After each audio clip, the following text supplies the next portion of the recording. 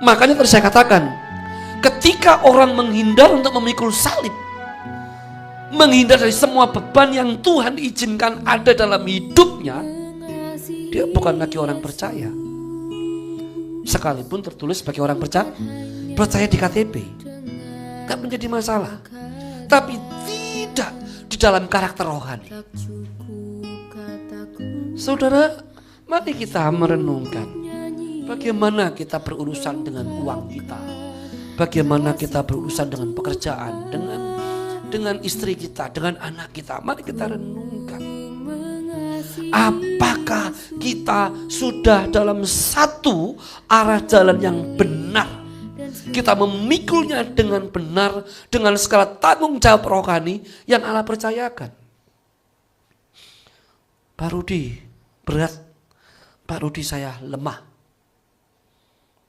Saya katakan, saya juga bukan orang yang Superman, yang hebat, yang kuat. Enggak, saya katakan. Saya orang lemah, serius. Tapi disitulah mengapa sekarang kita ketemu jawabannya. Mengapa Tuhan mengaruniakan Roh Kudus dan firman-Nya. Agar kita mengalami kemenangan demi kemenangan. Karena Dia tahu kita lemah. Kuasa Allah bukan semata untuk mendemonstrasikan orang buta melihat, orang lumpuh berjalan, orang mati dibangkitkan. Bukan itu saja. Bahkan di dalam Alkitab Perjanjian Baru itu sedikit, tidak lebih dari 15%. Apa yang ditulis? Tetapi kalau Bapak lihat, hampir seluruhnya ada satu ajaran, pengajaran, pesan rohani yang disampaikan Tuhan Yesus. Lord, ya Master, Kyrie, ya, lebih tepat Tuhan sih ya, gitu. Yang disampaikan oleh Dia, bahwa hidup itu adalah satu proses pembentukan yang dikerjakan Roh Kudus melalui firman-Nya di dalam setiap kehidupan orang percaya.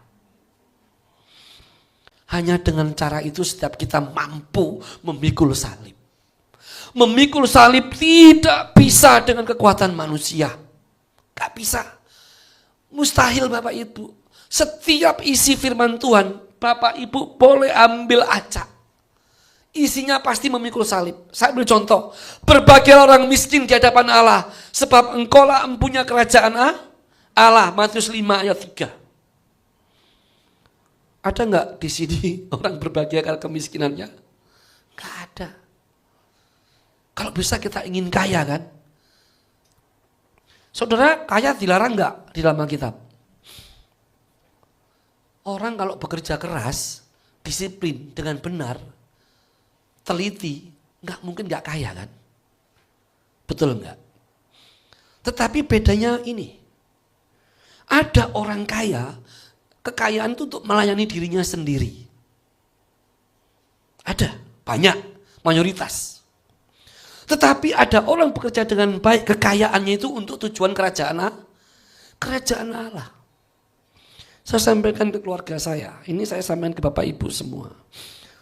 Usaha kami itu, kami hanya pakai sedikit untuk makan minum, untuk bayar anak kuliah dan untuk keluarga sendiri dulu ya, untuk makan minum, untuk transportasi, untuk anak-anak bayar kuliah.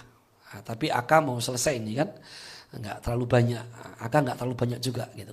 Nah, putra saya itu. Nah, tetapi saya katakan kepada keluarga saya, ingat, ini bukan punya kita. Puji Tuhan Pak Gembala dengan Ibu Gembala semakin mesra dengan saya. Kita melawat bareng istri Pendeta Riamin supaya tidak ngantuk. Saya cerita banyak di mobil ya.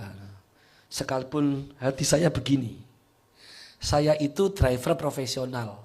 Kenapa? Karena saya nyetir Sumatera, Malang nggak terhitung ya. Lihat Pak Gembalanya